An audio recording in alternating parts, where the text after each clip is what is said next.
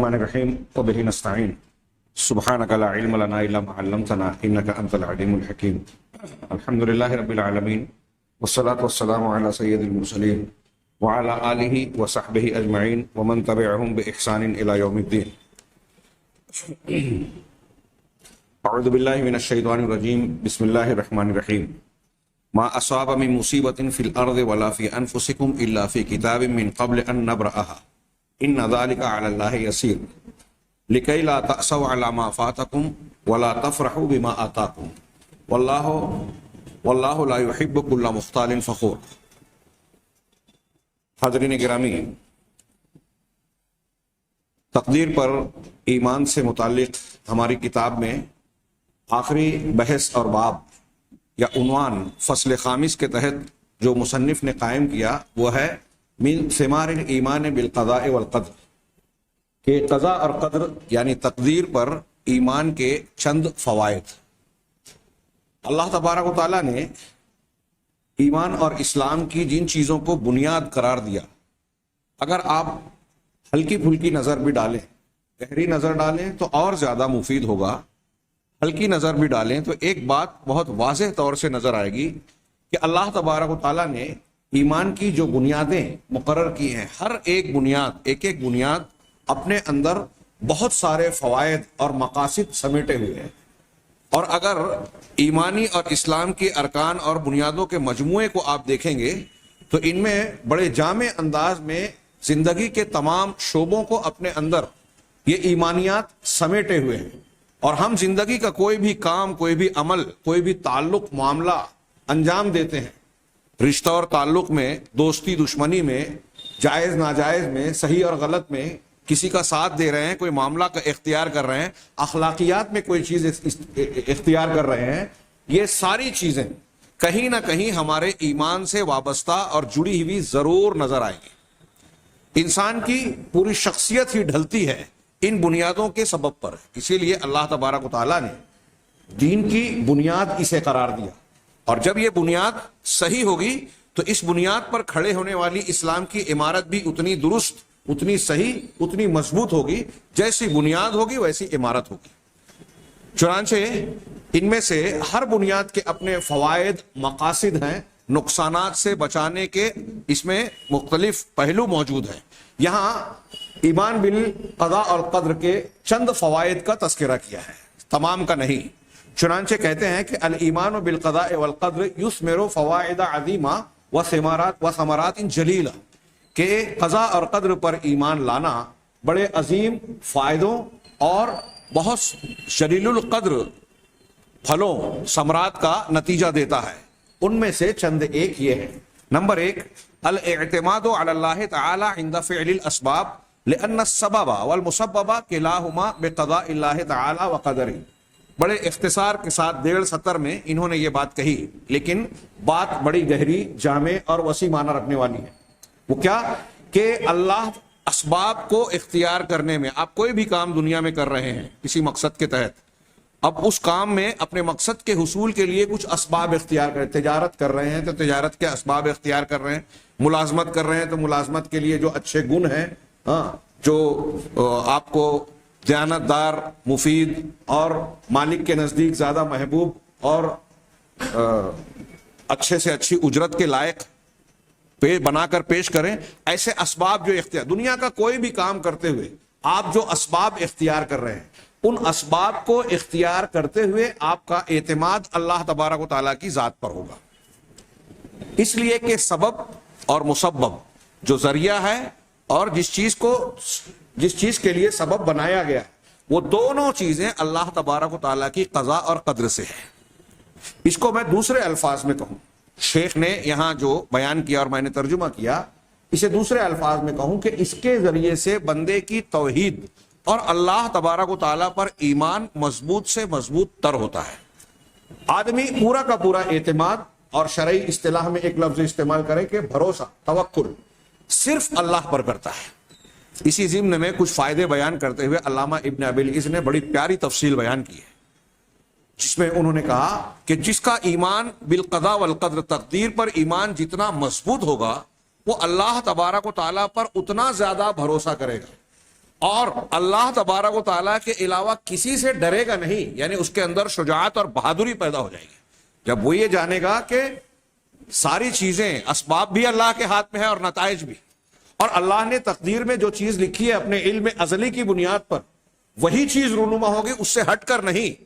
تو بندہ دنیا کی کسی طاقت سے یہ خوف نہیں کھائے گا کہ میری تقدیر کے برخلاف یہ کچھ اور کر بیٹھے، اور جب لکھا ہوا ہے، اگر میری موت لکھی ہوئی ہے تو مجھے مرنا ہی ہے، دنیا کی ساری قوتیں مل کر مجھے بچا نہیں سکتی اگر اللہ نے موت لکھی ہے۔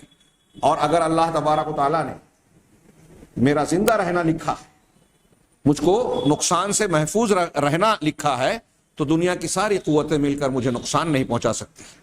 یہ ایک جذبہ انسان کے اندر، توکل، اللہ پر بھروسہ، اللہ پر اعتماد، کسی اور کا ڈر نہ ہونا، بزدلی کو دور کر دینا، ہاں، دنیا کی چیزوں سے خوف اور ہراس کا مزاج بنانا، ساری چیزوں کا علاج کر دیتا ہے، خوبیاں پیدا کرتا ہے، بہادر بنا دیتا ہے، بزدلی سے دور کرتا ہے۔ نفع اور نقصان کا مالک صرف اللہ کو سمجھتا ہے، کسی اور کے سامنے اپنے آپ کو جھکاتا نہیں ہے کہ یہ اگر ناراض ہو گئے تو میری دنیا تباہ ہو جائے گی، میری نوکری چلی جائے گی، میری روزی روٹی پر اثر پڑ جائے گا، فلاں کی بنیاد پر، فلاں حکومت کی وجہ سے، فلاں شخصیت اور سیٹ کی وجہ سے۔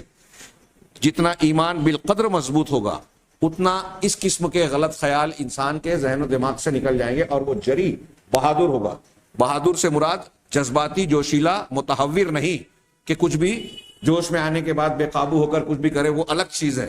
بہادری الگ چیز ہے جو حکمت کے ساتھ ہوتی ہے۔ بہرحال یہ ایک چیز، اللہ تبارک و تعالیٰ کی تقدیر پر ایمان رکھنا بندے کو اللہ تبارک و تعالیٰ پر بھروسہ کرنے والا، اعتماد کرنے والا بنا دیتا ہے، اور اس بنیاد پر کہ بندہ یہ عقیدہ رکھتا ہے کہ کائنات میں جو کچھ ہو رہا ہے، ابھی جیسے کورونا وائرس، اب ہمارے ہاں لمبی چوڑی گفتگو ہوتی ہے، بحث ہوتی ہے، سازش ہے، اس بنیاد پر یہ وائرس پھیلا، ایسا ہوا ویسا ہوا، جو بھی ہو اسباب، زلزلہ آیا، ہمارے ہاں سائنٹیفک انداز میں گفتگو ہونے لگی کہ چونکہ ماحولیات میں خرابی پیدا کی جا رہی ہے، ڈیم اور بند بنائے جا رہے ہیں، زمینوں کو کھودا جا رہا ہے، قدرت اور نیچر کے کو جو ہے متاثر کیا جا رہا ہے، اس بنیاد پر زمین کی جو پلیٹیں ہیں وہ آپس میں جو گردش کرتے ہوئے ایک دوسرے سے ٹکراتی ہیں، تو اس میں رگڑ پیدا ہوتی ہے، اور اس میں قدرتی اور فطری قاعدے سے ہٹ کر کچھ ارتعاش اور لرزش آتی ہے، اور اسی کے بعد زلزلہ آتا ہے۔ سیلاب اس لیے آتا ہے، طوفان اس لیے آتا ہے، اور فلاں بیماری اور فلاں چیز اس لیے آتی ہے۔ یہ ہم نے سائنسی انداز میں تو گفتگو کر لی، اور ہو سکتا ہے کہ صحیح بھی ہو، لیکن ایک بندہ مومن صرف اتنا نہیں مانتا۔ ابھی آپ پڑھیں گے ان ایمانیات کے بعد ہم نواقض ایمان پڑھیں گے، جو آج ہمارے لیے میں سمجھتا ہوں ایمانیات سے زیادہ اہم وہ جاننا ہے کن چیزوں سے ایمان ٹوٹ جاتا ہے، کیونکہ بہت سارے مسلمان کہلانے والے ایمان کے دعوے دار ایسے ہیں جو ایک طرف اپنے آپ کو مومن سمجھتے ہیں، اور دوسری طرف ایسی کئی چیزیں عملاً، عقیدتاً، قولاً اختیار کرتے ہیں جو ان کے ایمان کو توڑ دیتی ہے، اسلام سے باہر کر دیتی ہے یا کمی پیدا کر دیتی ہے۔ تو اب ہمارے یہاں بہت سارے لوگ، میں نے عرض کیا کہ یہ بحث کرتے ہیں کہ بارش اس وجہ سے ہوئی، زلزلہ اس وجہ سے آیا، کورونا کا وائرس اس وجہ سے، ٹھیک ہے اسباب ہو سکتے ہیں، لیکن بندہ مومن یہ عقیدہ رکھتا ہے کہ ان اسباب پر بھی اللہ کی حکمرانی ہے، اللہ کی مشیت اور اس کے قضاء اور قدر کے بغیر ایک پتا نہیں ہل سکتا۔ یہ ہمارے عقیدے کی بنیاد میں ایک شامل ہے جو ہم نے ابھی تک پڑھا۔ سبب جو بھی ہو، ان اسباب کو ہموار کرنے والی ذات بھی اللہ کی ہے۔ ایک کافر اقوام متحدہ کے ذریعے سے، یونیسیف کے ذریعے سے، ہاں، ان کے وائرس کو پھیلا رہا ہے، تو وہ جو سبب بن رہے ہیں اس کو بھی اللہ نے مقدر اور ہموار کیا ہے۔ زلزلے کے جو اسباب بن رہے ہیں اس کو بھی اللہ نے مقدر کیا ہے۔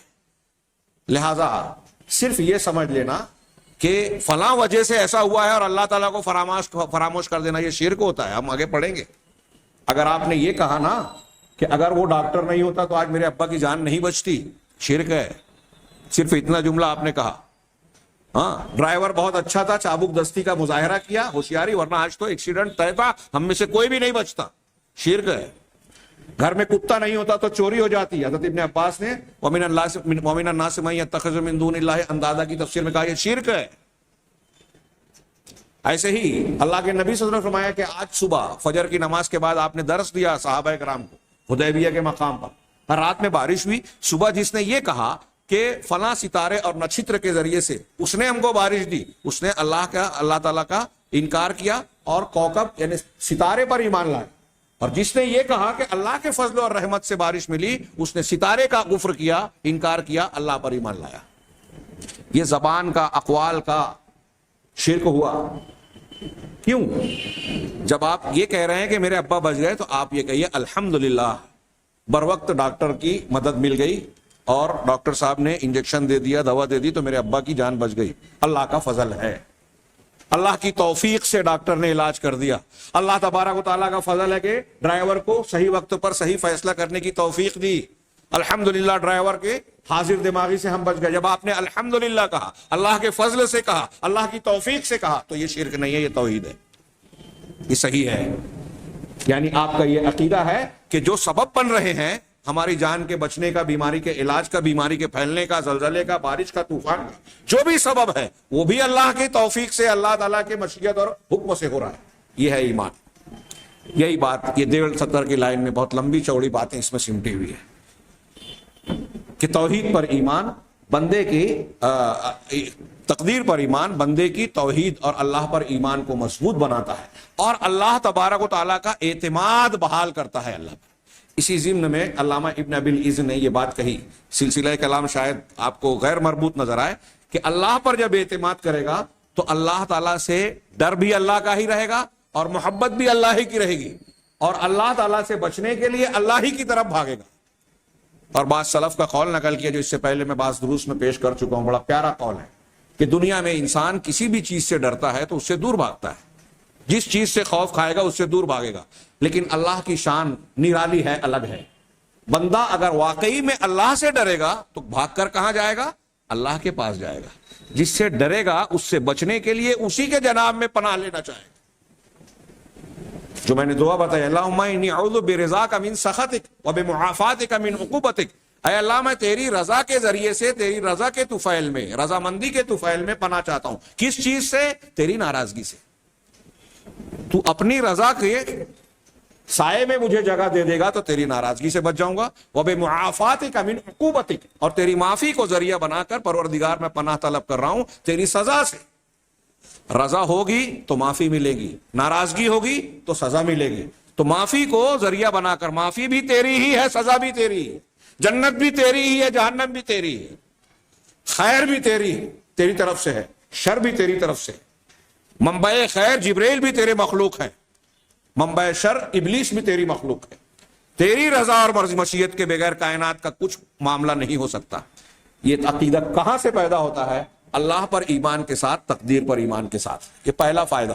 دوسرا فائدہ جو انہوں نے بتایا، تقدیر پر ایمان کے ثمرات میں سے دوسرا ثمرہ راحت النفس و طمأنینۃ القلب، نفس کی راحت، آرام، اور دل کا اطمینان۔ کیوں؟ کیسے؟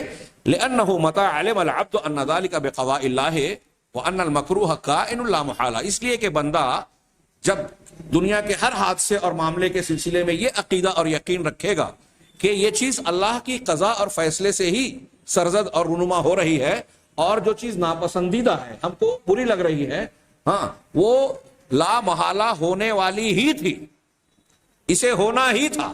ہاں، ارتاحت النفس واطمأن القلب، تو نفس کو راحت مل جاتی ہے اور دل کو اطمینان مل جاتا ہے، اور بندہ رب عز و جل کی قضاء اور قدر پر راضی ہو جاتا ہے۔ رضیت باللہ ربن کہتا ہے، انا للہ و انا الیہ راجعون نقصان پر کہتا ہے۔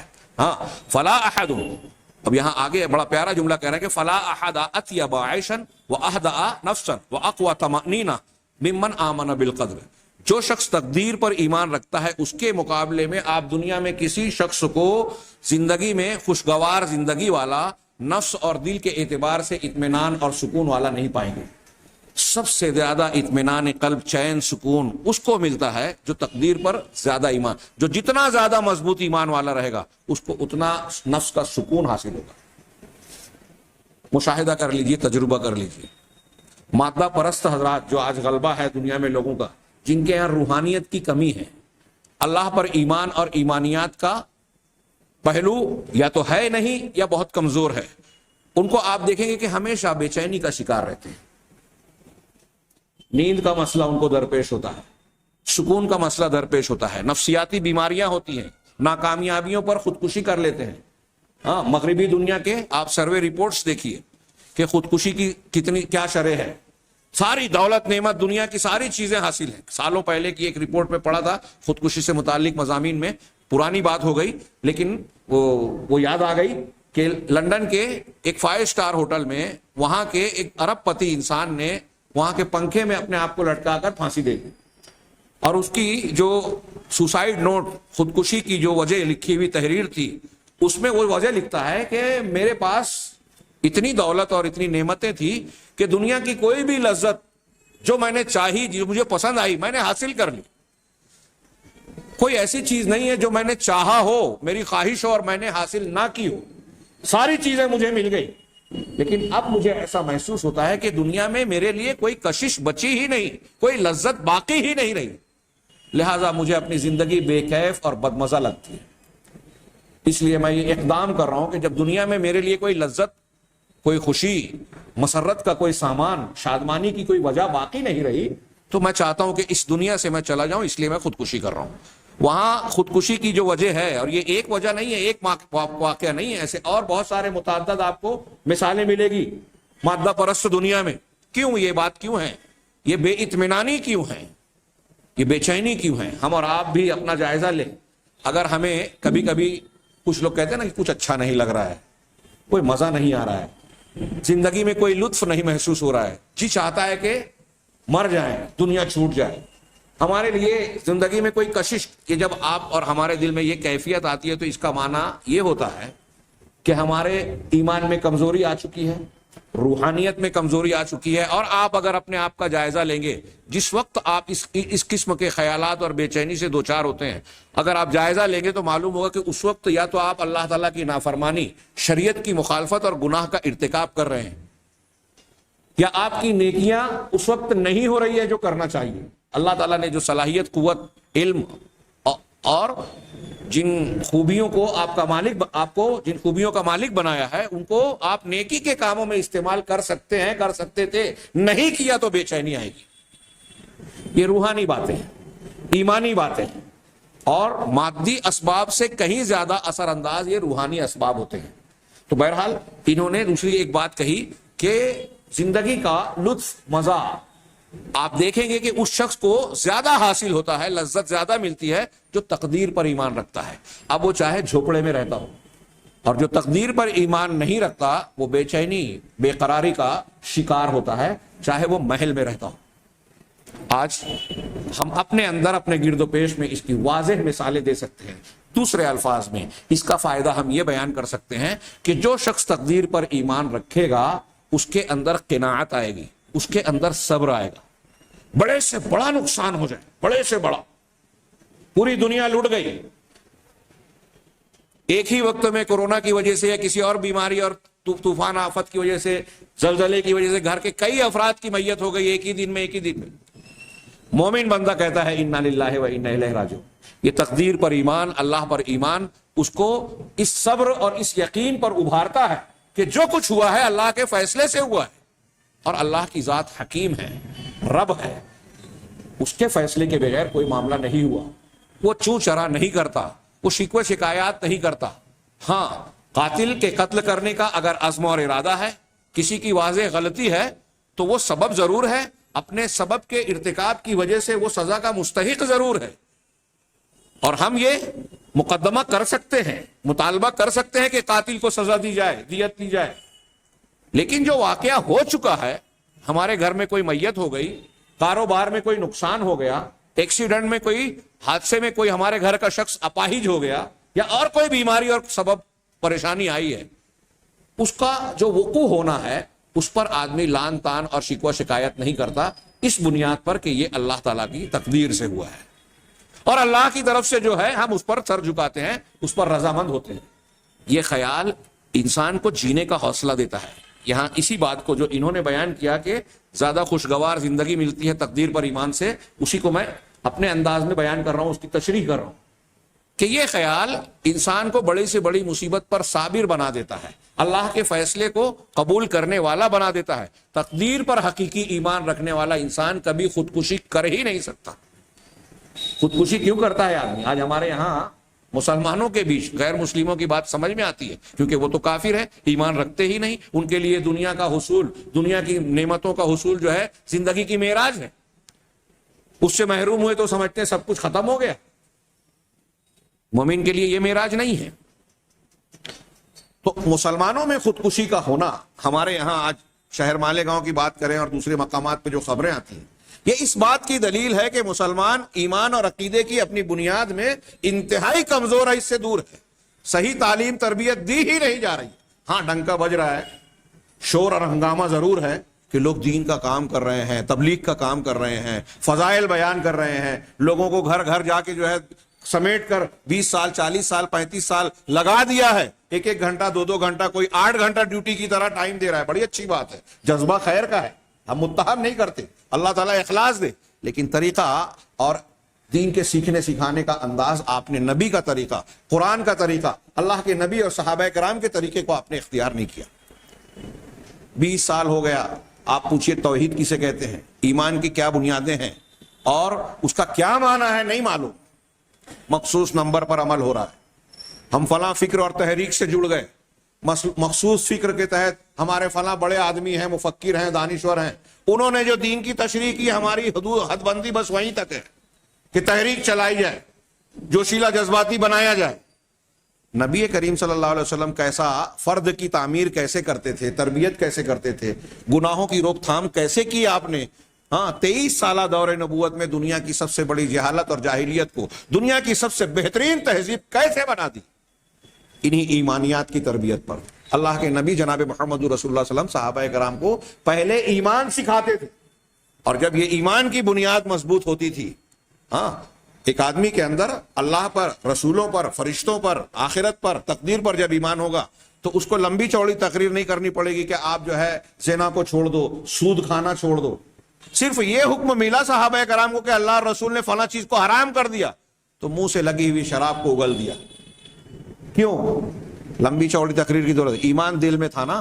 تو ایمان جو ہے اللہ اور رسول کی بات کو منوانے کا سب سے مضبوط داعیہ ہے، گناہوں سے روکنے کا سب سے بڑا ذریعہ ہے۔ دنیا کی کوئی پولیس، کوئی قانون انسان کو گناہوں سے روکنے کے لیے اتنا مؤثر ہو ہی نہیں سکتا جتنا یہ ایمان۔ تو یہ ایمان بالقدر انسان کو صابر بناتا ہے، قانع بناتا ہے۔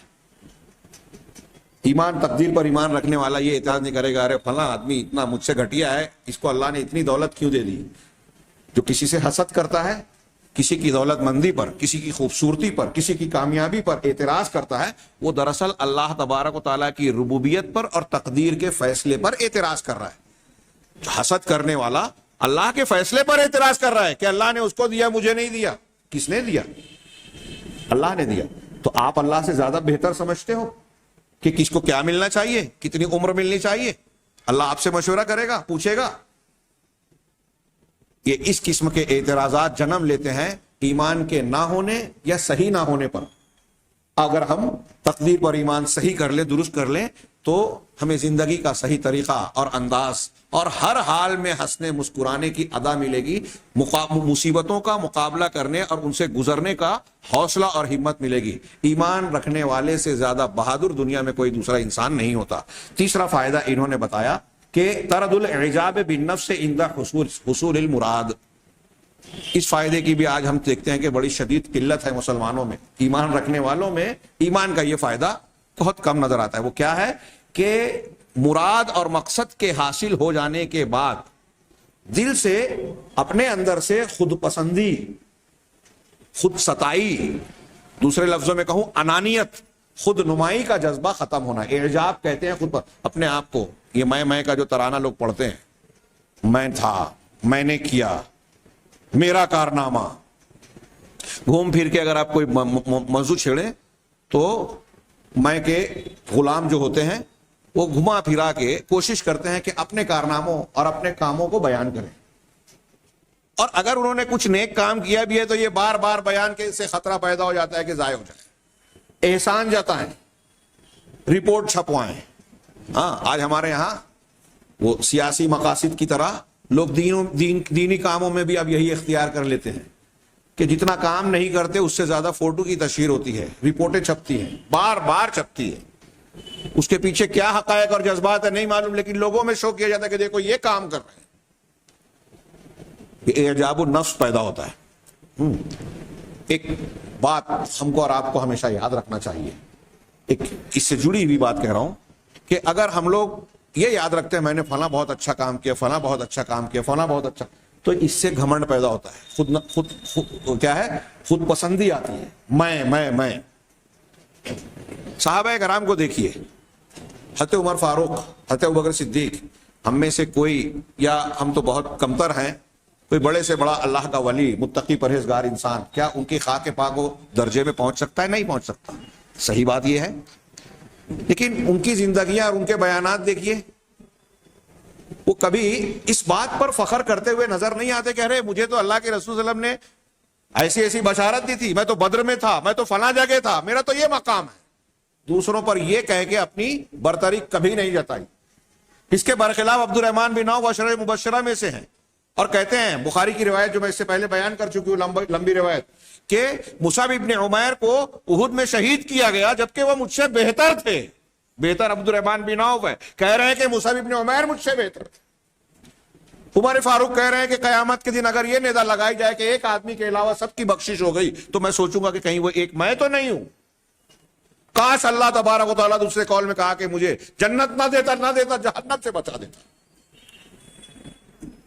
وہاں اپنی کوتاہیوں پر نظر ہوتی تھی، غلطیوں پر، لغزشوں پر نظر ہوتی تھی کہ ہم سے کوتاہی ہوئی، اللہ کی عبادت اور بندوں کے حقوق اور اللہ کے حقوق کی ادائیگی کے لیے جو ذمہ داری ہم پر ہے، ہم اس میں پورے نہیں اتر پائے، اور اللہ نے پوچھ لیا قیامت کے دن کہ تو نے ایسا کیوں کیا، تو میں کیا جواب دوں گا، کیسے بچوں گا؟ تو جب آپ اور ہم اپنی غلطیوں کو یاد رکھیں گے، میں کہنا یہ چاہتا ہوں، اسے نصیحت کہیے، مشورہ کہیے، دین کی ایک، صحابہ کرام کے اسوے کی ایک تعلیم کہیے، کہ جب ہم اپنے گناہوں کو، غلطیوں کو، لغزشوں کو یاد رکھتے ہیں تو اصلاح کا جذبہ ہوتا ہے، اپنے آپ کو بڑا نہیں سمجھتے، حقیر سمجھتے ہیں، بڑا ہونے کے باوجود اپنے آپ کو کمتر سمجھیں گے اگر گناہ یاد رکھیں گے، غلطیوں اور لغزشوں کو یاد رکھیں گے، اپنی کمیوں اور خامیوں پر نگاہ رکھیں گے، اور کوئی انسان ایسا نہیں ہے جس کے اندر کمی خامی نہ ہو۔ تو خامیاں یاد رکھیے، اصلاح ہوتے رہیں گے، آپ بڑے ہوتے جائیں گے، اور اگر اچھائیوں کو یاد رکھ کے میں کی تسبیح پڑھتے رہیں گے کہ میں نے ایسا کیا، میں نے ویسا کیا، میری یہ رپورٹ چھپ گئی، میری یہ تاریخ بن جائے، میرا نام تاریخ میں داخل ہو جائے، کتاب چھپ جائے، اگر یہ آپ کا مزاج رہا تو یہ خود پسندی ہے، گھمنڈ ہے، تکبر ہے، جو اعمال کو بھی برباد کرتی ہے، اور اللہ تبارک و تعالیٰ اور بندوں کے ہاں، دونوں کے ہاں، انسان کو ناپسندیدہ، مبغوض اور قابل نفرت بنا دیتی ہے۔ تقدیر پر ایمان کا فائدہ یہ ہے کہ بندے کے اندر خود ستائی نہیں آتی۔ کیوں؟ اس لیے کہ اگر کوئی نعمت حاصل ہو رہی ہے، کامیابی آپ نے تجارت میں حاصل کر لی، کسی امتحان میں نمایاں کامیابی حاصل کر لی، کوئی اور منصب اور عہدہ پا لیا، بڑے سے بڑی کامیابی اور نعمت آپ کو مل گئی، تو آپ یہ عقیدہ رکھیں گے کہ یہ کوئی حیثیت نہیں رکھتا، بلکہ یہ وہ چیز ہے کہ اللہ تبارک و تعالیٰ کی قضا اور قدر سے مجھے ملی ہے، اللہ تعالیٰ نے مجھے توفیق دی، اللہ تعالیٰ نے مجھے کامیاب ہونے کے اسباب، فلاح اور کامیابی کے اسباب مہیا کیے، تب مجھے یہ کامیابی ملی ہے۔ ہاں، چنانچہ نتیجہ کیا نکلتا ہے؟ تو وہ اللہ تبارک و تعالیٰ کا اس نعمت پر شکریہ ادا کرتا ہے، شکر گزار بنتا ہے، اور اعجاب یعنی خود پسندی اور گھمنڈ کو چھوڑ دیتا ہے۔ بڑی سے بڑی کامیابی ملی تو انبیاء کرام کے جملوں کو دیکھیے، قرآن میں کہتے ہیں کہ مجھے جو کچھ میں جو کر رہا ہوں اللہ کی توفیق ہے، میری اپنی کوئی حیثیت نہیں ہے، یہ جو کچھ ہے، اچھائیاں، بھلائیاں، نیکیاں، سب اللہ کی توفیق سے ہے۔ اس کا مطلب تقدیر پر ایمان سے بندہ شکر گزار بنتا ہے، گھمنڈ اور انانیت کا علاج ہوتا ہے۔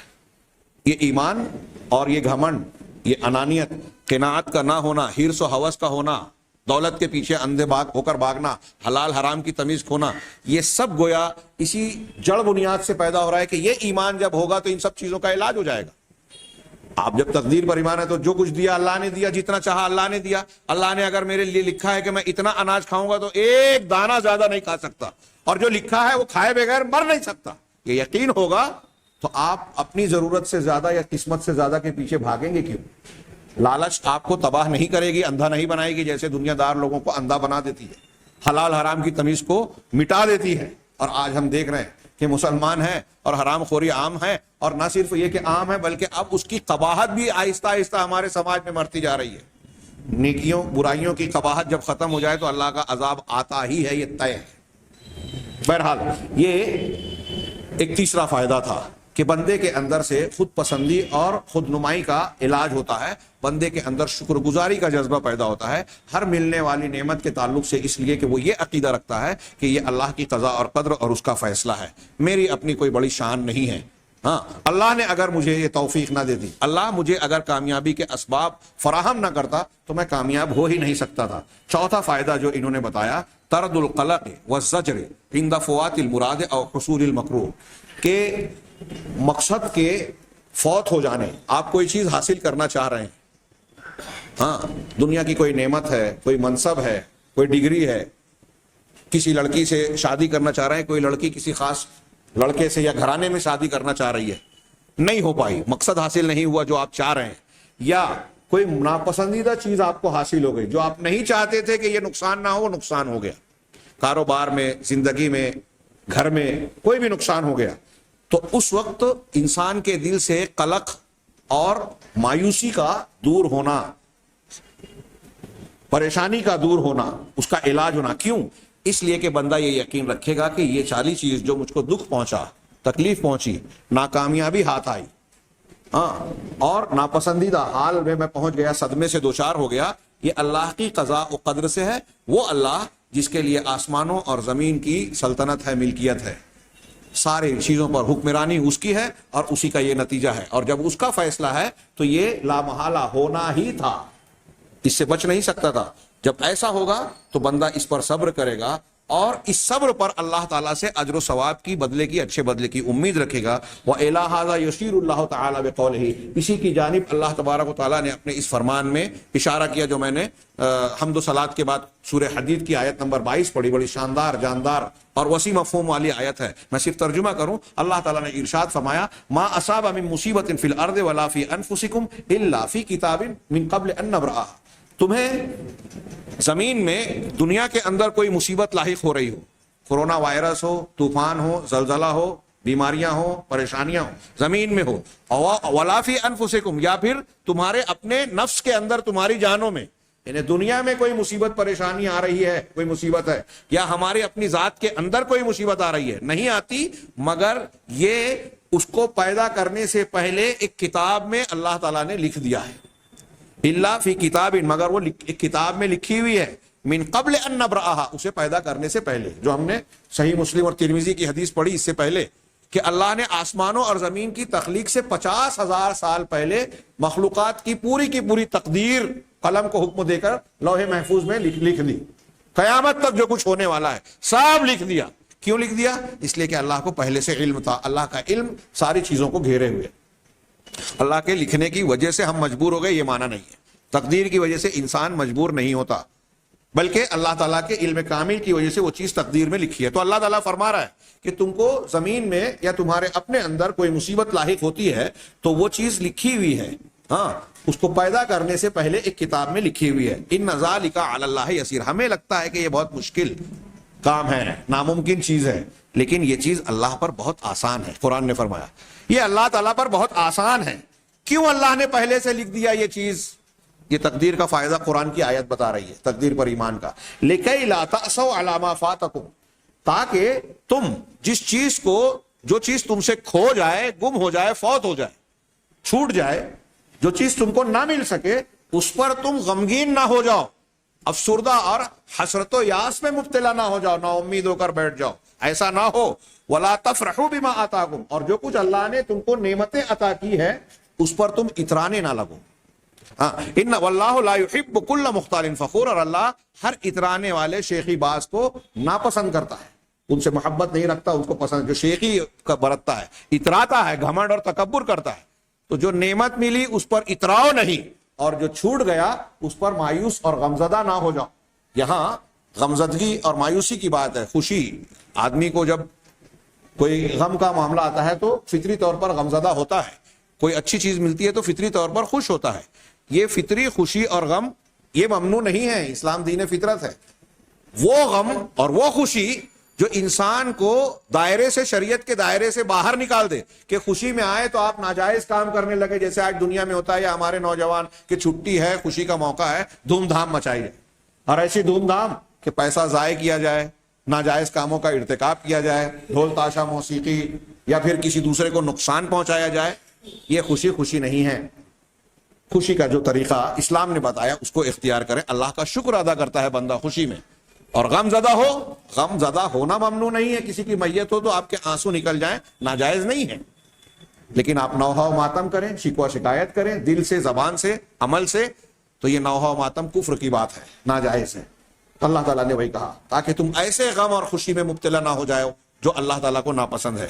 اللہ یہ پانچواں فائدہ بتایا انہوں نے کہ پانچواں فائدہ تقدیر پر ایمان کا یہ ہے کہ فرد اور سماج پر دونوں پر یہ اثر مرتب ہوتا ہے کہ ان الایمان بہ من اکبر الدواعی التي تدعو الى العمل والنشاط والسعی بما یرضی اللہ تبارک تعالی فی هذه الحیات، کہ تقدیر پر ایمان سب سے بڑا ذریعہ اور داعیہ ہے جو انسان کو سرگرم بناتا ہے، کوشش میں مبتلا کرتا ہے، ابھارتا ہے ایسے کاموں کو کرنے کے لیے اپنی زندگی میں جو اللہ کو خوش کرے. آگے ایک عنوان ہی ہے انہوں نے قائم کیا ہے اسی کے ضمن میں کہ تقدیر کا کچھ لوگ یہ اعتراض کرتے کہتے ہیں کہ آدمی تقدیر پر ایمان رکھ کے ہاتھ پہ ہاتھ دھر کے بیٹھ جاتا ہے، ہاں، کسل مندی اور دوسری چیزوں پر تکیہ، تقدیر پر تکیہ کر کے بیٹھ جاتا ہے. نہیں، اگر حقیقت میں صحیح ایمان ہے اور بندے نے ایمان کے معنی کو سمجھا ہے تو یہ ایمان اس کو مفید اور اچھے سے اچھے، بہتر سے بہتر کاموں، نیکیوں کو اختیار کرنے کی طرف ابھارتا ہے، سرگرم عمل بناتا ہے، ہاتھ پر ہاتھ دھرنے والا نہیں بناتا. تو کہا سماج اور معاشرے میں یہ فائدہ ہوتا ہے کہ اللہ تعالیٰ کی پسندیدہ چیزوں کے لیے انسان ان کاموں کو کرنے کے لیے سرگرمی، عمل اور کوشش اور محنت کی طرف لپکتا ہے. اور تقدیر پر ایمان، قضا اور قدر پر ایمان، یہ مومن کو ایسے عظیم اور بڑے بڑے کاموں کے لیے ابھارتا ہے جو اس کے لیے دنیا اور آخرت میں فائدے مند ہو، اور ان کاموں میں اس کو ثبات یعنی ثابت قدمی، استقلال، عزم و ہمت اور یقین دیتا ہے کہ نتیجہ تو اللہ کی طرف سے ہے، لہذا ہم اللہ تعالیٰ کے حکم اور فرمان کے مطابق اس کے راستے میں جب کوشش کریں گے تو اللہ کا فرمان ہے لیس للانسان الا ما سعی، انسان کو وہی ملتا ہے جو اس نے کوشش کی. آگے ابھی ہم پڑھیں گے اس کا کہ عمل کا اور تقدیر پر ایمان کا ٹکراؤ نہیں ہے، بلکہ جو شخص اس پر ایمان رکھے گا اس کے اندر ہمت آئے گی، حوصلہ آئے گا. ہاں، ان کاموں کو جو انسان کو کامیاب بناتے ہیں ان کو حاصل کرنے کا حوصلہ بڑھے گا، سرگرمی آئے گی، اور جو انسان کو ناکام بناتے ہیں ان کے دشمنوں کا مقابلہ کرنے اور نقصانات سے بچنے کی صلاحیت، قوت اور ہمت دے گا. اسی لیے اگلا عنوان انہوں نے قائم کیا، چند فوائد بیان کیا، اور ان فوائد کے بعد رہا یہ دعویٰ کہ تقدیر پر، قضاء اور قدر پر ایمان یہ انسان کو سستی اور تواکل یعنی ہاتھ پر ہاتھ دھرے بیٹھ جانے کی طرف دعوت دیتا ہے مسلمانوں کی زندگی میں. کچھ لوگوں نے، غیر مسلموں نے یہ اعتراض کیا کہ چونکہ مسلمان تقدیر پر ایمان رکھتے ہیں اس لیے ہاتھ پر ہاتھ دھرے بیٹھے ہیں. ہاں، کیا وہ علامہ اقبال کا جو شعر ہے منتظر فردہ ہیں، جو ہاتھ پر ہاتھ دھرے منتظر فردہ ہیں، ہاں وہ مجھے یاد نہیں آ رہا ہے، تو اس میں یہی بات کہی. کچھ لوگوں نے کہا کہ اس کی وجہ جو ہے مسلمان جو پچھڑ گئے ہیں، پسماندہ ہو گئے ہیں، اس کی وجہ یہ ہے کہ تقدیر پر ایمان کی وجہ سے وہ تقدیر پر تکیہ کر کے بیٹھ گئے، محنت، مشقت، تعلیمی میدان میں، اقتصادی میدان میں، کامیابی کی دوسری راہوں پر آگے نہیں بڑھ. تو کہا یہ دعویٰ ایسا دعویٰ ہے جس کو ملحدین نے اور مسلم دشمن طاقتوں نے رائج کیا ہے، مشہور کیا ہے، پروپیگنڈے کے طور پر پھیلایا ہے. وہ کہتے ہیں کہ قضاء اور قدر کا عقیدہ یہ انسان کو لکھی ہوئی چیز کو علت بنا کر بیٹھا دیتا ہے اور اس کو کسل مندی کا شکار بن جاتا ہے. چنانچہ انسان کے اوپر جو ذمہ داری، ایک مسلمان پر جو ذمہ داری عائد ہوتی ہے وہ اس ذمہ داری سے جی چوراتا ہے. ہاں، اس کے لیے مثال کے طور پر کہتے ہیں کہ دیکھیے اسی کی بنیاد پر مسلمان آج دنیا میں سب سے پیچھے ہیں. لیکن حقیقت کہہ رہے ہیں کہ حقیقت یہ ہے کہ امت اسلامیہ کا جو آج انحطاط اور پستی کا معاملہ، منظر ہم دیکھ رہے ہیں، اس کی وجہ یہ جو ہے ایمان کے یا یہ اسلام کی تعلیمات نہیں ہے، ایمانیات نہیں ہے، بلکہ یہ کئی اسباب جو مسلمانوں کے داخلی اور خارجی اسباب سے جڑے ہوئے ہیں. داخلی اور خارجی اسباب کے پائے جانے کی وجہ سے یہ مسلمانوں کا انحطاط اور پستی ہے. اور ان کے داخلی اسباب میں سے ایک سبب یہ ہے، داخلی کئی اسباب ہیں، آپس کا جھگڑا، یہ وہ، ایسی بہت سی چیزیں. ایک سبب ہے کہ بہت سارے مسلمانوں کا اسلام کی حقیقت سے جاہل ہونا، لا علمی، ہاں، اور ان کا ایمان، سچے ایمان کے ساتھ دنیا کے اندر جس طرح سے پہلے دور کے مسلمانوں نے صحیح ایمان کے ساتھ عمل اور محنت کی تھی، اس عمل کو، اس کوشش کو ترک کر دینا مسلمانوں کی پستی، انحطاط اور پچھڑنے کا سبب ہے. اب کہہ رہے ہیں کہ ومن جواب بالجہل بحقیقت، ایمان کی حقیقت سے لا علمی کے پہلوؤں میں سے ایک پہلو یہ ہے، ہم لوگ ایمان کی، آج کے مسلمان میں سے اکثریت ایمان کی حقیقت سے ناآشنا ہے. ابھی دیکھ رہے ہیں اللہ کے رسول کی محبت کے دعوے سے لوگ وہ کام نہیں کریں گے جو محبت کے لیے اللہ اور رسول نے حکم دیا، وہ کریں گے جس کا حکم دیا ہی نہیں، یعنی بدعات کے ذریعے سے رسول کی محبت کا اظہار کریں گے. تو ظاہر سی بات ہے کہ یہ محبت دراصل دشمنی ہے، نفرت کا اظہار ہے کہ آپ کو رسول کا دیا ہوا دین پسند نہیں ہے، وہ پسند ہے جو اللہ کے رسول نے بتایا ہی نہیں. تو یہ وجہ بتا رہے ہیں کہ مسلمانوں کا دین ایمان کی حقیقت کے سے لا علمی کے پہلوؤں میں سے ایک پہلو یہ ہے کہ قضا اور قدر کے عقیدے کے تعلق سے بھی بہت سارے مسلمان آج لا علم اور جاہل ہیں. اور جب انہوں نے قضا اور قدر کا صحیح معنی جانا کہ قضا اور قدر کا معنی یہ ہے، یہ مطلب سمجھ لیا جب لوگوں نے کہ اس کا مطلب یہ ہے کہ انسان حالات کو تبدیل کرنے سے اپنے آپ کو روک لے اور بیٹھ جائے تقدیر پر تکیہ کر کے، انسان کو جو بیماری، فقر و فاقہ، جہالت لاحق ہے، یہ سمجھ لے کہ یہ سب تقدیر کا فیصلہ ہے اور اس کو دور کرنے کا، ان بیماریوں کے علاج کے لیے کوئی کوشش نہ کرے، تو یہ انسانوں کی یا ان لوگوں کی جو ایسا سمجھتے ہیں مسلمانوں کی، وہ کہہ رہے ہیں کہ یہ ان کی جہالت ہے، اسلام کا قصور نہیں ہے، ان کی جہالت کا قصور ہے. ہاں، یہ حجت جو پیش کرتے ہیں کہ ان کا دشمنوں کا مقابلہ نہ کیا جائے، بیماری کا علاج نہ کیا جائے، تو یہ ایسے ہی ہے جیسے ایک آدمی یہ سوچے کہ میں شادی بیاہ نہ کروں اور بچوں کی ولادت ہو جائے، میں بیج نہ ڈالوں اور میرے کھیت میں، زمین میں جو ہے فصل اگ جائے. اللہ تبارک و تعالیٰ نے جہاں تقدیر مقرر کی ہے وہاں اسباب بھی متعین فرمائے ہیں، دونوں کو اختیار کرنا ہوگا. یہ جو لوگ ایسا کہہ رہے ہیں کہ بیماری ہو، جہالت ہو، دشمن ہو، ان کو دور کرنے، ان سے بچنے کے لیے انسان کو کوشش نہیں کرنی ہے، تقدیر کا جو فیصلہ ہوگا ہوگا، اسی پر ہم تکیہ کر کے بیٹھ جائیں. تو کہ انہوں نے کہا کہ یہ لوگوں کی غلط فہمی ہے، اسلام کا اس میں قصور نہیں ہے، جو یہ سمجھتے ہیں کہ محنت اور کوشش کی رزق کے حصول میں ضرورت نہیں ہے، اس بات کی حجت پکڑتے ہوئے کہ رزق تو اللہ تبارک و تعالی رزاق ہے اور وہ ہر لکھی ہوئی جو روزی ہے صاحب حق کے پاس پہنچائے گا، لہذا حرکت اور سرگرمی کی ضرورت نہیں ہے. تو کہا جب مسلمانوں میں ایسی سمجھ رکھنے والے جو منحرف ہے قضا اور قدر کے باب میں پیدا ہوئے اور انہوں نے اسباب کو اختیار کرنے میں جو ہے وہ اس کو چھوڑ دیا، تو یہ ان کی بری فہم ہوئی. کیونکہ اسلام نے جو تعلیم دی ہے وہ اسباب کو اختیار کرنے کی تعلیم بھی دی ہے. ہاں، تو یہ عیب جو ہے اسلام کا نہیں ہے. وَإِنَّمَا عَيْبٌ فِي الْمُسْلِمِينَ، یہ مسلمانوں میں عیب ہے جو اس غلط فہم اور بری طریقے سے اسلام کی غلط تعلیم کو اختیار کیے ہوئے، مطلب اسلام کی جو تعلیم ہے اس سے ہٹ کر غلط مفہوم کو اختیار کر بیٹھے. اس لیے کہ قرآن اور حدیث یہ اوامر سے بھرے ہوئے ہیں، ہاں، اور انسان کے لیے ایسی توجیہات سے بھرے ہوئے ہیں کہ وہ نیک عمل کرے، رزق کو حاصل کرنے کے لیے محنت کرے اور کائنات کو آباد بنانے کے لیے تحقیق اور ترقی کے راستوں کو اختیار کرے. قرآن اور حدیث مختلف مقامات، اب قرآن کہہ رہا ہے نماز پڑھو، اگر اللہ کی تقدیر میں جنت میں جانا لکھا ہے تو یہ کیوں کہہ رہا ہے نماز پڑھو، شرک سے بچو، یہ نیکی کرو، صدقہ و خیرات کرو، حرام کاموں سے بچو. یہ حکم دینا اس بات کی دلیل ہے کہ اللہ تعالیٰ ہم سے اور آپ سے عمل کا مطالبہ کر رہا ہے. قرآن حدیث ہمیں کہہ رہی ہے کہ آپ اپنی محنت کرو.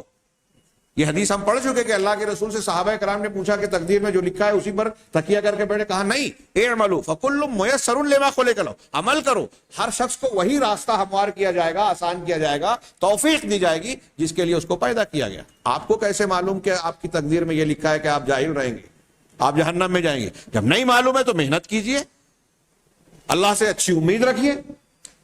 تو جو چیز آپ کو معلوم نہیں ہے، اس سے پہلے ہم پڑھ چکے، اس کو ہم دلیل اور حجت بنا کر عمل کو چھوڑ نہیں سکتے۔ کہا اسی لیے صحابہ کرام نے اللہ اور رسول کی ان توجیہات کو زندگی میں اختیار کیا، چنانچہ صحابہ نے عمل کیا، محنت کی، کوشش کی، اپنے جان مال کو اللہ کے راستے میں قربان کیا، ہاں اپنے اللہ کی خوشنودی کے حصول کے سلسلے میں انہوں نے ہر وہ کام کیا جس کا اللہ اور رسول نے حکم دیا۔ چنانچہ انہوں نے جہاد کیا، صبر کیا، ملکوں کو فتح کیا، بندوں کی اصلاح کی، دعوت و تبلیغ کا کام کیا، اللہ تبارک و زمین میں اللہ تبارک و تعالیٰ کے حکم کو نافذ کیا۔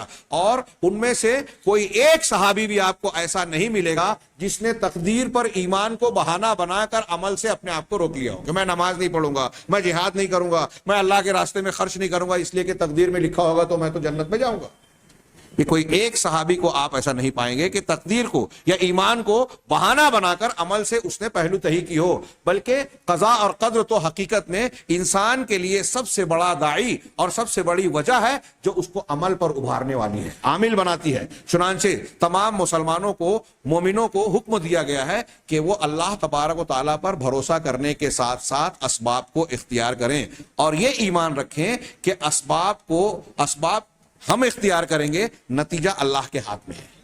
وہی بحث آئی کہ انسان کو بھی کچھ اختیار ہے اور نتیجہ دینا اللہ کے ہاتھ میں ہے، اور اگرچہ کہ انسان کی اپنی کوشش بھی اللہ کی توفیق سے ہی ہوتی ہے، اس لیے کہ اللہ تبارک و تعالیٰ ہی نے اسباب کو بھی پیدا کیا اور وہی ہے جس نے نتائج کو بھی پیدا کیا۔ اور مسلمان کو وَيَحْرُمُ عَلَى الْمُسْلِمِ تَرْكُ الْأَخْذِ بِالْأَسْبَابِ، مسلمان پر یہ حرام ہے کہ اسباب کو وہ ترک کر دے، اور اگر کسی انسان نے روزی کے حاصل کرنے کی کوشش اور محنت کو ترک کر دیا تو وہ گنہگار ہوگا، حالانکہ رزق اللہ کے ہاتھ میں ہے۔ ایک آدمی گھر بیٹھ جائے کہ میں روزی نہیں کماؤں گا، اپنے بال بچوں کے حقوق کو ادائیگی نہیں، تو وہ گنہگار کہلائے گا شریعت کی نظر میں۔ وہاں یہ دلیل اس کی نہیں چلے گی کہ اللہ تعالیٰ نے روزی لکھی ہے تو مجھ کو اور میرے گھر والوں کو ملے گی۔ رسول اللہ صلی اللہ علیہ وسلم سے جب پوچھا گیا، آپ سے سوال کیا گیا، مسلم شریف کی حدیث کا خلاصہ انہوں نے بیان کیا کہ ارائیتا رقن نسترقی بہا، آپ کا کیا خیال ہے اللہ کے رسول، آپ بتائیے کہ کچھ پھونک جھاڑ دم منتر ہم پڑھتے ہیں، ہاں تو اس کے ذریعے سے ہم رقیہ کرتے ہیں، اسی طریقے سے وَتُقًا نتقی بہا، تقوی کچھ پرہیز اور بچاؤ کا کام جو ہم اختیار کرتے ہیں، وَأَدْوِيَةً نَتَدَاوَى بہا، اور کچھ دوائیں ہیں جس کو ہم اختیار کرتے ہیں علاج معالجے کے لیے۔ رقیہ پھونک جھاڑ ہم کرتے ہیں، کچھ پرہیز اور بچاؤ کے کام کرتے ہیں، کچھ دواؤں کا استعمال کرتے ہیں، تو ہم یہ چیزیں اسباب کے طور پر اختیار کرتے ہیں، کریں یا نہ کریں۔ تو اللہ کے رسول صلی اللہ علیہ وسلم نے فرمایا کہ هل ترد من قدر اللہ شیئا، قالا، صحابہ نے سوال کیا، یہ صحابہ کا سوال ابھی چل رہا ہے کہ کیا یہ چیزیں جو ہم دوا کرتے ہیں، بچاؤ کرتے ہیں، رقیہ اختیار کرتے ہیں، تو کیا اللہ کی قضا سے یہ کوئی چیز پھیر دیتی ہے؟ تو اللہ کے رسول نے فرمایا کہ ہی من قدر اللہ، یہ جو تم کرتے ہو یہ بھی تقدیر کا ہی حصہ ہے۔ یہاں میرے ہاتھ میں کاغذ ہے، میں ایک سوال کے جواب کو لے کے بیٹھا ہوں، لیکن وقت تو بڑا زائد ہو رہا ہے اور مضمون کو آج پورا کر دینا چاہتا ہوں۔ یہاں اسی جملے کے ذریعے سے میں اس بات کا جواب دے دوں کہ لوگ سوال کرتے ہیں کہ کیا تقدیر سے دعا کے بدلنے والی بات صحیح ہے؟ یہ حدیث میں موجود ہے، ہاں اس سے متعلق کئی روایتیں ہیں، عمر میں اضافے کی، روزی میں اضافے کی، تو اس کا علماء نے کئی جواب دیا۔ یہاں ہم جو مضمون پڑھ رہے ہیں، جو صاحب کتاب نے بیان کیا، اس کے تناظر میں ہم یہ کہہ سکتے ہیں کہ اللہ تبارک و تعالیٰ نے ایک آدمی کو مثال کے طور پہ 10 روپیہ ملنے والا، میں سمجھانے کے لیے کہہ رہا ہوں، اللہ تعالیٰ نے تقدیر میں لکھا ہے کہ اس کو 10 روپیہ ملے گا، ہاں، اور اگر یہ دعا کرے گا تو 15 روپیہ ملے گا۔ اب وہ دعا کرے گا کہ نہیں کرے گا یہ بھی اللہ جانتا ہے، اس لیے اللہ کے پاس یہ علم تقدیر میں لکھا ہوا ہے کہ وہ دعا کرے گا اور اس کا 10-15 ہو جائے گا، اور فلاں بندہ دعا نہیں کرے گا اور اس کا 10 کا 10 ہی رہے گا۔ تو اللہ تعالیٰ نے فرشتوں کو بتایا کہ اس کا 10 روپیہ دینا ہے، پھر اس نے دعا کی، اللہ نے کہا اس کے 10 کو 15 کر دو، تو تقدیر بدل گئی۔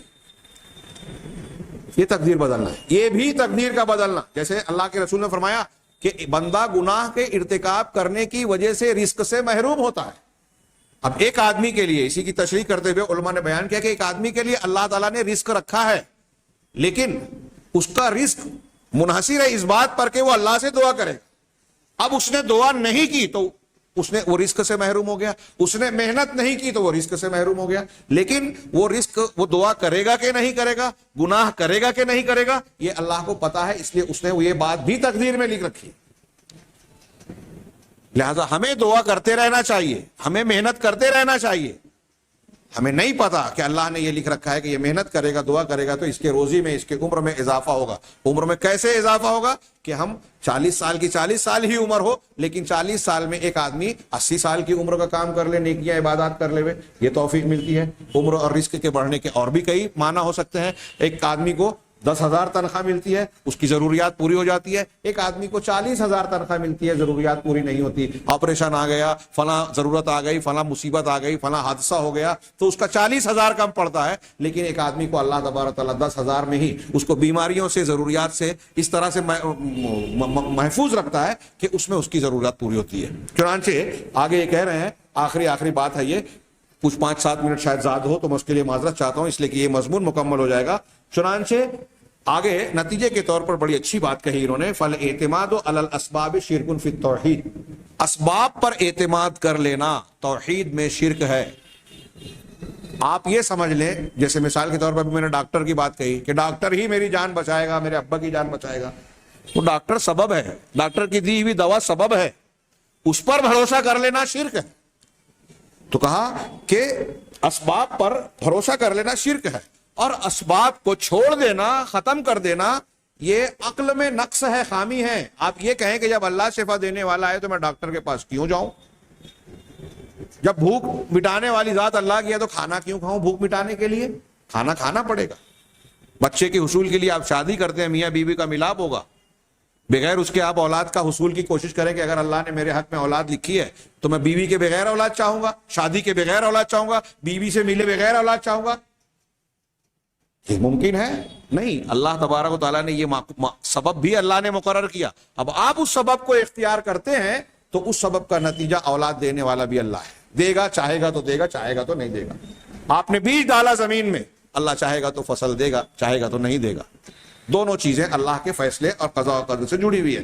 تو اسباب کو ترک کر دینا، سبب پر اعتماد کرنا شرک، اسباب کو چھر کر دینا عقل میں کمی، اور اسباب سے اعراض کرنا، جو کہ جن اسباب کو اختیار کرنے کا حکم دیا گیا، ان اسباب سے اعراض کرنا، یہ شریعت میں قدح ہے، خرابی اور برائی ہے، کمی ہے. یہاں میں ایک اور جملہ بڑھاؤں کہ جن چیزوں کو اللہ اور رسول نے، یہ آگے ہم پڑھیں گے، جن چیزوں کو اللہ اور رسول نے کسی چیز کا سبب نہیں بنایا، بڑے غور سے سنیے، ہمارے یہاں ایسی بہت سی چیزیں ہیں، مسلمان کہلانے والوں میں یہ شرک پایا جاتا ہے. جن چیزوں کو اللہ اور رسول نے سبب نہیں بنایا اس کو سبب ماننا شرک ہے. جیسے ستارے کو بارش کا سبب نہیں بنایا، کوئی بولے کہ ستارے سے بارش ملے گی، دھاگا، کڑا، گنڈا تعویذ گلے میں لگانا، ہاتھ میں باندھنا، کمر پہ باندھنا کہ اس سے بچہ محفوظ رہے گا، اس سے مصیبت سے بچے رہیں گے، اس سے بیماری سے بچ جائیں گے. اللہ نے اور رسول نے ان تعویذوں، گنڈوں کو، کڑوں کو ہمارے لیے سبب نہیں بنایا. ان کو سبب ماننا شرک ہے. من علق تمیمۃ فقد اشرک، اللہ کے رسول نے فرمایا جو تمیمہ، تعویذ لٹکائے گا اس نے شرک کیا. تو ایک جملہ میں نے بڑھایا کہ سبب کو اصل مان لینا، وہ پہلے والی بات سے ہی جڑ جاتا ہے. ہاں، سبب پر اعتماد کرنا شرک ہے، جو سبب نہیں ہے اس کو سبب ماننا شرک ہے. یہاں اس طرح آپ تعویذ لٹکاتے ہیں تو یہ شرک ہے، لیکن آپ دوا کھاتے ہیں تو شرک نہیں ہے. اس عقیدے کے ساتھ کہ اللہ نے اس کا حکم دیا ہے، رسول نے اس کا طریقہ بتایا ہے، اور شفا اللہ کے ہاتھ میں، تو یہ شرک نہیں ہے، ایمان کا حصہ ہے. ہاں، کہہ رہے ہیں کہ چنانچہ بندے پر لازم ہے کہ اس کا دل اللہ تبارک و تعالیٰ پر اعتماد کرنے والا ہو، نہ کہ اسباب پر اس کا اعتماد ہو. اور اللہ تبارک و تعالیٰ اس کے لیے دنیا اور آخرت میں جو چیزیں اس کو فائدہ پہنچانے والی ہے، ایسے اسباب کو اللہ تبارک و تعالیٰ ہموار کرتا ہے اور کرے گا. یہ بندے کو امید رکھنی چاہیے اور دعا مانگنی چاہیے، اس لیے کہ اگر اس کے لیے اسباب کو اللہ تبارک و تعالیٰ نے مقدر کیا ہے، ہاں، اور وہ اسباب معمور ہے، اللہ نے اسباب کو، آپ کو ایک کامیابی ملنے والی ہے تو اللہ نے ان اسباب کو مقرر کیا. اب اللہ نے حکم دیا ہے کہ تم کو اگر فلاں چیز چاہیے تو فلاں کام کرو، علاج چاہیے تو علاج کرو، دوا کھاؤ.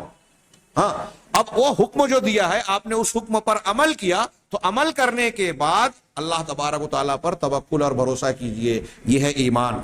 جیسا کہ مثال کے طور پہ جیسے فرائض ادا کیے جاتے ہیں، دشمنوں سے جہاد کیا جاتا ہے، ہتھیار اٹھائے جاتے ہیں، اور جنگ کا لباس پہنا جاتا ہے، ڈھال اٹھائی جاتی ہے، اپنا بچاؤ کرنے کے لیے انتظام کیا جاتا ہے، اور دشمن کو دفع کرنے میں صرف توکل اور دعا پر بھروسہ نہیں کیا جاتا ان چیزوں کو چھوڑ کر جس کا اللہ تعالیٰ نے حکم دیا ہے اسباب کو اختیار کرنا. اور جو شخص مامور بہا، جن اسباب کو اختیار کرنے کا اللہ اور رسول نے حکم دیا ہے، ان اسباب کو جو شخص ترک کرتا ہے وہ عاجز ہے، کوتاہی برتنے والا ہے، قابل مذمت ہے. عاجز، مفرط، مذموم، 3 لفظ استعمال کیا عربی میں، کہ جو اسباب کو چھوڑ کر بیٹھ جاتا ہے گھر میں. ہاں، خانقاہ میں بیٹھ گیا، اللہ اللہ کر رہے ہیں کہ روزی ہوگی تو آئے گا. ہاں، وہ ہمارے یہاں لوگ عوام میں کہتے ہیں کمائے دنیا کھائیں ہم. ہاں، لگاؤ دم مٹے غم، کمائے دنیا کھائیں ہم. پتہ نہیں یہ صحیح ہے کہ نہیں، لیکن ان کا عقیدہ تو ایسا ہی ہے. جو خانقاہوں میں بیٹھے رہتے کہ لوگ کمائے ہم کھائیں گے، تو وہ لوگ کما رہا ہے، وہ کیوں کما رہا ہے؟ اس کو کیوں آپ سبب بنا رہے ہو؟ اگر آپ سبب کو ترک کر رہے ہو تو یہ کہیے نا کہ میں منہ کھولوں گا آسمان سے لقمہ میرے منہ میں آ جائے گا. آپ جس آدمی کی بھیک لے رہے ہیں، جس کے امید لگا کے بیٹھے ہوئے ہیں، وہ بھی تو آپ سبب ہی کا کام کر رہا ہے نا. آپ کہتے ہیں کہ میں اللہ کا کام کر رہا ہوں اس لیے میرے گھر کا معاملہ چل رہا ہے، میں کمائی نہیں کر رہا ہوں. نہیں، نبی کریم اور انبیاء کرام علیہ الصلوۃ والسلام کا یہ طریقہ نہیں ہے. خود محنت و مشقت کر کے باعزت طریقے سے روزی حاصل کرنا بھی فرائض میں شامل ہے، ضرورت کی چیزوں کو فراہم کرنا. جو شخص اسباب کو مامور بہا، حکم دیے گئے اسباب کو ترک کرے گا وہ عاجز ہے، مفرط یعنی کوتاہی برتنے والا ہے، مذموم یعنی قابل مذمت ہے. حدیث میں ہے، حضرت ابو ہریرہ رضی اللہ تعالیٰ عنہ کی، یہ صحیح مسلم کی بڑی جامع حدیث ہے. علامہ ابن تیمیہ نے پورا رسالہ اس کی تشریح میں لکھا ہے اس ایک حدیث کی. اللہ کے رسول صلی اللہ علیہ وسلم سے روایت، آپ فرماتے ہیں المؤمن القوی خیر واحب الی اللہ من المؤمن الضعیف، کہ طاقتور مومن زیادہ بہتر اور اللہ کے نزدیک زیادہ محبوب ہے کمزور مومن کے مقابلے میں. طاقتور مومن سے مراد کون؟ جس کے اندر حوصلہ ہو، ہمت ہو، نیکی کرنے کا، اللہ کے راستے میں قربانی دینے کا، نیکیوں کا حکم دینا اور برائی سے روکنے کا زیادہ جذبہ، قوت ہو عبادات کی، نیکیوں کی. وہ طاقتور مومن اللہ کے نزدیک زیادہ محبوب اور پسندیدہ ہے کمزور کے مقابلے میں. کمزور کون ہے؟ جس کے اندر نیکیوں کا وہ حوصلہ نہیں ہے جو دوسرے طاقتور کے اندر ہے، لیکن کم سے کم وہ ایمان والا ہے، برائیوں سے دور ہے ایمان کی بنیاد پر. اس لیے اللہ کے رسول نے فرمایا وفی کل خیر، دونوں میں خیر ہے، طاقتور ہو یا کمزور ہو، دونوں میں ایمان کی وجہ سے خیر ہے. آگے اللہ کے رسول نے ارشاد فرمایا، یہ جو ہمارے موضوع سے متعلق ہے کہ تقدیر میں کا مطلب یہ نہیں ہے کہ آپ ہاتھ پر ہاتھ دھرے بیٹھے ہوں. محنت کیجئے، کوشش کیجئے اور پھر اللہ سے دعا مانگیے اور ہمت نہ ہاریے. یہ اللہ کے نبی صلی اللہ علیہ وسلم کی حدیث. اس حدیث کی تشریح میں اور علامہ ابن تیمیہ نے یہ کہا کہ دنیا میں کوئی بھی میدان ہو آپ کا، آپ اگر کامیابی حاصل کرنا چاہتے ہیں بحیثیت مسلمان، تو یہ 3 چیزیں ضروری ہے. کیا؟ احرص علی ما ینفعک، جو چیز تم کو فائدہ پہنچانے والی ہے اس پر تم حریص بنو. اب دنیا اور آخرت کا فائدہ نیکیوں اور اطاعت کے کاموں میں، تو جو جتنی اطاعت کا کام ہے، اب ان میں بھی جو جتنی زیادہ قابل ترجیح ہے. اگر آپ کو ایک سامان بیچنے میں 2 روپیہ ایک جگہ نفع مل رہا ہے، دوسری مارکیٹ میں 5 روپیہ نفع مل رہا ہے، تو آپ کہاں جائیں گے؟ ظاہر سی بات ہے کہ جہاں 5 روپیہ منافع مل رہا ہے آپ اس کو ترجیح دیں گے. تو دنیا میں نیکیوں کے معاملے میں بھی ایسا ہی ہونا چاہیے کہ جہاں آپ کو زیادہ سے زیادہ نیکیاں ملیں، کم فضیلت والی اعمال کو چھوڑ کر زیادہ فضیلت والے کاموں کو کیا جائے. ہاں، اور جو جتنا زیادہ اہم کام ہے اتنا زیادہ اس کو ترجیح دی جائے. تو دنیا کے دینی معاملات میں بھی اور دنیا کے معاملات میں بھی بڑی جامع، اس کی جتنی تشریح کرتے جائیں ہم کم ہیں، کہ جو تم کو فائدہ پہنچانے والی چیزیں ہیں اس کے حریص بنو. حریص کیسے بنے گا آدمی؟ حرص میں 2 چیزیں کم سے کم ضرور آئے گی. ایک انسان کا شوق، لگن، اور دوسرے انسان کی محنت اور کوشش. احرص علی ما ینفعک، حریص بنو، تڑپ رکھو. یعنی وہ تڑپ کیسے ظاہر ہوگی؟ صرف آپ دل میں رکھو. اگر دل کی تڑپ صرف کافی ہوتی تو دنیا کا کوئی انسان چھوٹا انسان نہیں ہوتا، سب بڑے بن جاتے کیونکہ سب بڑا بننا چاہتے ہیں. تو خواہش صرف کافی نہیں ہے، تمنائے خام جس کو کہتے ہیں. اس کے لیے محنت، کوشش اور کامیابی کے جو راستے ہیں اس کو اختیار کرنا ضروری ہے. حریص بننے میں یہ داخل ہے، محنت کرنا، کوشش کرنا، ہاں، اور ساتھ میں شوق اور لگن کا ہونا. یہ پہلی چیز کامیابی کے لیے. دوسری چیز آپ نے فرمائی وَاسْتَعِن بِاللَّهِ، اور اللہ سے مدد حاصل کرتے رہو.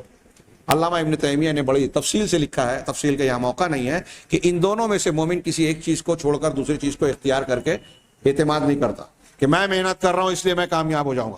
قارون نے یہی کہا تھا. حضرت موسیٰ نے کہا جس طرح اللہ نے تجھ پر احسان کیا تو لوگوں کے ساتھ کر اچھا سلوک.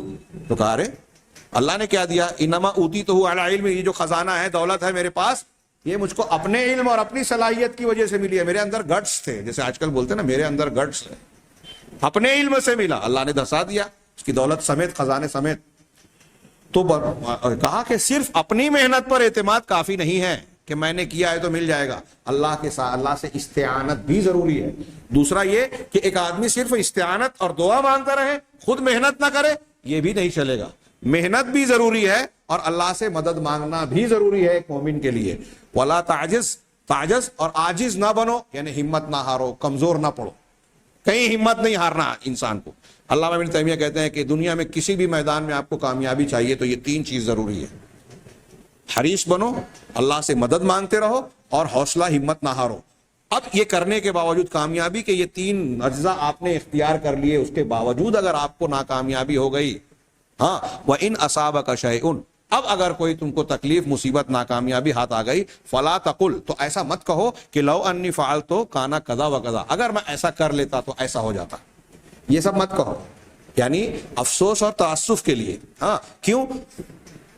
ولیکن قل قدر اللہ وما شاء فعل, یہاں لکھا ہے قدر اللہ وما شاء فعل, اللہ کی تقدیر ہے اور اللہ نے جو چاہا کیا. ناکام ہونے کی شکل میں یہ کہو کہ یہ اللہ کی تقدیر ہے, اللہ کا فیصلہ ہے, اور اللہ نے جو چاہا کیا, اور اللہ نے جو چاہا اچھا ہی چاہا. کیوں؟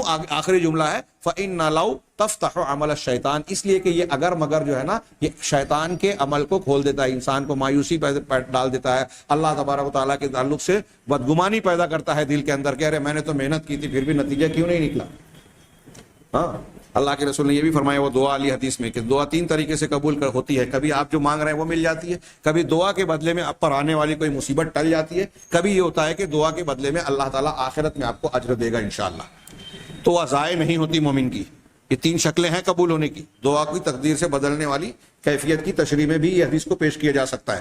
بہرحال یہ نبی کریم صلی اللہ علیہ وسلم نے یہ جو بات کہی کہ اگر کوئی مصیبت تکلیف آ بھی گئی سارے پروسیجر کرنے کے باوجود, محنت اور مشقت کے, تو آپ یہ نہ کہو اگر ایسا ہوتا, اگر ویسا ہوتا. یہ اگر مگر تقدیر کے معاملات میں, اللہ کے فیصلوں میں ناکامیابیوں کے سلسلے میں اگر کہنا منع ہے. نیکی کے کام میں جائز ہے کہ اگر میرے پاس دولت ہوتی تو میں بھی اللہ کے راستے میں خرچ کرتا, اگر میرے پاس طاقت ہوتی تو میں بھی فلاں نیک کام کرتا, غریبوں کے کام آتا, فلاں کے لیے مدد کرتا. تو اچھی امید کے لیے اللہ کے رسول صلی اللہ علیہ وسلم سے لو بولنا ثابت ہے. فی الحال موقع نہیں ہے کہ میں مثالیں دوں. آخری 2 پیراگراف میں انہوں نے کہا, مختصر سے ہیں, کہ بعض لوگوں کا یہ خیال ہے کہ توکل جو ہے وہ کمائی کرنے اور اسباب کو اختیار کرنے کے خلاف ہے. اللہ پر بھروسے کا مطلب یہ ہے کہ آپ محنت کوشش نہ کریں. کچھ لوگوں کا یہ خیال ہے. یہ علامہ ابن ابی العز کی شرح العقیدہ طحاویہ کی عبارت ہے. اور سارے کے سارے امور جو ہیں وہ مقدر ہیں, چنانچہ اسباب کی کوئی ضرورت نہیں ہے. کچھ لوگوں کا یہ خیال ہے, لیکن یہ خیال کہہ رہے ہیں وہ ھذا فاسد, یہ فاسد ہے. کیوں؟ اس لیے کہ کوشش کرنا, کمانے کے جو کام ہیں اس میں سے کچھ فرض ہیں, کچھ مستحب ہیں, کچھ ایسے ہیں جس کو ہم مباح کہہ سکتے ہیں, کچھ طریقے ایسے ہیں جو مکروہ ہیں, کچھ ایسے طریقے ہیں جو حرام ہیں. اللہ کے رسول نے فرمایا کہ یہ طریقہ جائز ہے, یہ فرض ہے, یہ مستحب ہے, اور فلاں کام ناجائز طریقہ ہے, حرام ہے, ناپسندیدہ ہے. نبی کریم صلی اللہ علیہ وسلم, بغیر تشریح کے میں آگے بڑھ رہا ہوں کہ وقت کان النبی, اس لیے کہ آسان بھی ہے, نبی کریم صلی اللہ علیہ وسلم افضل المتوکلین تھے, یعنی اللہ پر بھروسہ کرنے والوں میں سب سے زیادہ اونچے مقام پر تھے, سب سے افضل تھے. اس کے باوجود نبی کریم صلی اللہ علیہ وسلم نے جنگ کے لباس پہنے. یلبسو, آپ جنگ کے لباس پہنتے تھے, بازاروں میں کمائی کے لیے چلتے پھرتے تھے, آپ نے اسباب کو اختیار کیا, دشمنوں کا مقابلہ کیا, آپ نے خود جنگی لباس زیب تن فرمائے, تدبیر اختیار کی, تدبیریں اور حکمتیں اختیار کی. ہجرت کا واقعہ پورا کا پورا آپ کی مثال ہے ہماری حیات طیبہ میں. اگر اللہ تعالیٰ چاہتا دعا کرتے تو جس طرح ایک رات میں مکہ سے بیت المقدس اور وہاں سے آسمانوں کی سیر کی, مکہ سے مدینہ پہنچا دینا اللہ کے لیے کیا مشکل تھا. لیکن ہجرت کا پورا واقعہ ہمارے لیے عبرت اور نمونہ ہے کہ اسباب کو کس طرح اختیار کیا جائے, منصوبہ بندی کی جائے, رازداری برتی جائے, کب کہاں کون سی حکمت ضروری ہے اس کو بروئے کار لایا جائے. یہ ہمارے اور آپ کے لیے نمونہ ہے. اللہ کے رسول صلی اللہ علیہ وسلم نے اسباب کو اختیار کیا, محنت کی. حضرت عمر بن خطاب رضی اللہ تعالیٰ عنہ نے ابو عبیدہ بن جراح سے کہا, جب یہ خبر آئی کہ شام کے اندر آپ جا رہے تھے لشکر کے ساتھ, ہاں بخاری کی حدیث ہے کہ وبا پھیلی ہوئی ہے, طاعون کی وبا پھیلی ہوئی تھی, تو عمر رضی اللہ تعالیٰ عنہ نے صحابہ سے مشورہ کیا, اور مشورہ کرنے کے بعد جب حدیث بھی مشورہ کر رہے تھے تو جب آپ نے لوٹنے کا ارادہ کیا تو حضرت ابو عبیدہ بن جراح امین هذه الامہ عشرہ مبشرہ کے صحابی ہیں, وہ کہتے ہیں افرارم من قدر اللہ, کہ حضرت عمر فاروق امیر المومنین, کیا آپ اللہ کی تقدیر سے بھاگنا چاہتے ہیں, بھاگ کر لوٹ رہے ہیں؟ تو حضرت عمر نے ان کو جواب میں بڑی پیاری بات کہی, یہ ہماری ساری باتوں کا خلاصہ اور جواب بھی بنتا ہے. انہوں نے پہلے تو یہ کہا کہ لو غیرک قالها یا ابا عبیدہ، اے ابو عبیدہ کاش کہ یہ بات تمہارے علاوہ کسی اور نے کہی ہوتی، مجھے افسوس ہے کہ یہ تم نے کہی۔ ہاں نعم، ہاں، نفر من قدر اللہ الی قدر اللہ، ہم اللہ کی تقدیر سے اللہ کی تقدیر کی طرف بھاگ رہے ہیں، ہم بھاگ رہے ہیں اپنی تدبیر اختیار کر کے، یہ بھی اللہ کی تقدیر ہے، اور کس طرح بھاگ رہے ہیں؟ اللہ کی تقدیر کی طرف ہی بھاگ رہے ہیں۔ تو جو ہم کوشش محنت کر رہے ہیں وہ بھی دراصل اللہ کی تقدیر کا ہی حصہ ہے، اور جو نتیجہ آ رہا ہے وہ بھی اللہ کی تقدیر کا ہی حصہ ہے۔ ارأیت لو کان لک، اب حضرت عمر نے اور جواب کو واضح کیا، ارأیت لو کان لک ابل حبتت وادیا لہ عدوتان، تم بتاؤ ابو عبیدہ، یہ بتاؤ، یہ جواب حضرت عمر فاروق کا ہمارے اس سوال کا بہترین جواب ہے۔ حضرت عمر نے کہا کہ بتاؤ ابو عبیدہ، اگر تم کسی اونٹ کے قافلے، اونٹ کے ریوڑ کو چرانے جاؤ اور تمہارے سامنے ایک وادی ہو جس کے دو کنارے ہیں، اس کے ایک کنارے میں سرسبزی شادابی ہو، یعنی گھاس پھوس ہے، کھانے پینے کا سامان ہے، اور دوسری جو ہے وہ خشک ہے، ہاں جس میں گھاس پھوس سبزی نہیں ہے، ہاں ہے نہیں ہے، الیسا ان رعیت الخصبہ رعیتہا بقدر اللہ، تو اب بتاؤ کہ تم اب اپنے اونٹوں کو شاداب علاقے میں جہاں گھاس پھوس ہے وہاں اگر چرانے لے جا رہے ہو تو یہ تمہارا وہاں لے جانا بھی اللہ کی تقدیر سے ہے، اور اگر تم خشک زمین کی طرف لے جا رہے ہو اپنے اونٹوں کو چرانے تو یہ بھی اللہ کی تقدیر کی وجہ سے ہی ہے۔ اب تم فیصلہ کرتے ہو، تم یہ نہیں بولتے کہ چلو خشک زمین کی طرف تو چلو، یہ میں تشریحاً کہہ رہا ہوں کہ خشک زمین کی طرف چلو، اگر اللہ کی تقدیر ہوگی تو وہاں بھی ان کو روزی مل جائے گی، یا محروم رہیں گے، بھوکے رہیں گے، اگر تقدیر میں نہیں لکھا ہے تو کیا کریں؟ نہیں، تم دیکھتے ہو نا کہ ادھر گھاس پھوس ہے، شادابی ہے، تو یہاں لے کے جایا جائے، تو یہاں لے جاؤ گے یہ بھی اللہ کی تقدیر ہے، یہاں لے جاؤ گے یہ بھی اللہ کی تقدیر ہے، تو تمہاری اپنی تدبیر کا بھی حصہ ہے۔ ہاکذا، صاحب کتاب نے آخر میں کہا اس طرح صحابہ نے ایمان، تقدیر پر ایمان اور اسباب کو اختیار کرنے کا باہم مربوط ہونا جانا اور سمجھا، یہ ان کی صحیح فہم تھی، صحیح ایمان تھا، اور یہ بات واضح ہوئی کہ اسباب کا اختیار کرنا قضاء اور قدر پر ایمان لانے کے معنی میں داخل ہے، اس کے خلاف نہیں ہے۔ یہاں ہمارے ایمان بالقضاء والقدر، ایمان کی 6 بنیادوں کی کچھ تفصیلات جو اس کتاب میں بیان کی گئی ہے بریق الجمان میں، ہم نے اختتام تک اپنے آپ کو پہنچایا۔ اللہ تعالیٰ سے دعا ہے کہ وہ ہمیں جس طرح اس کو پڑھنے اور بیان کرنے کی توفیق عطا فرمائی، اس کے معنی اور مفہوم کو ہمارے دل و جگر میں پیوست فرما دے، اس کے جو اثرات، نتائج اور فوائد مثمر ہیں پروردگار ہماری زندگی میں اس کو جو ہے نمایاں فرما دے۔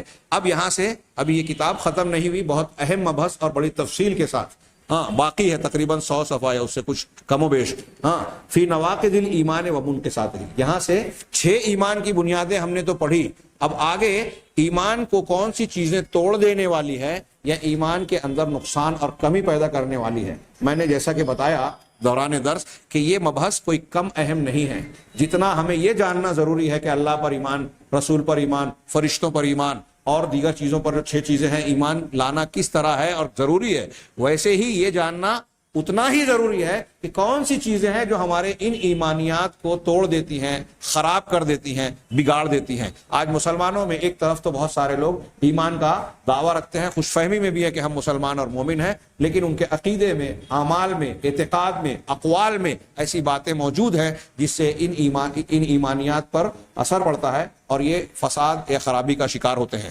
انشاءاللہ آئندہ دروس میں ہم آگے کی تفصیل جانیں گے۔ اللہ تبارک تعالیٰ سے دعا ہے کہ وہ ہمیں صحیح علم اور صحیح عمل کی توفیق عطا فرمائے، اور اس کی برکت سے اللہ تعالیٰ دنیا اور آخرت میں ہمیں کامیابیوں سے نوازے، فتنوں اور ہر قسم کے عذاب سے محفوظ رکھے۔ وآخر دعوانا ان الحمد للہ رب العالمین۔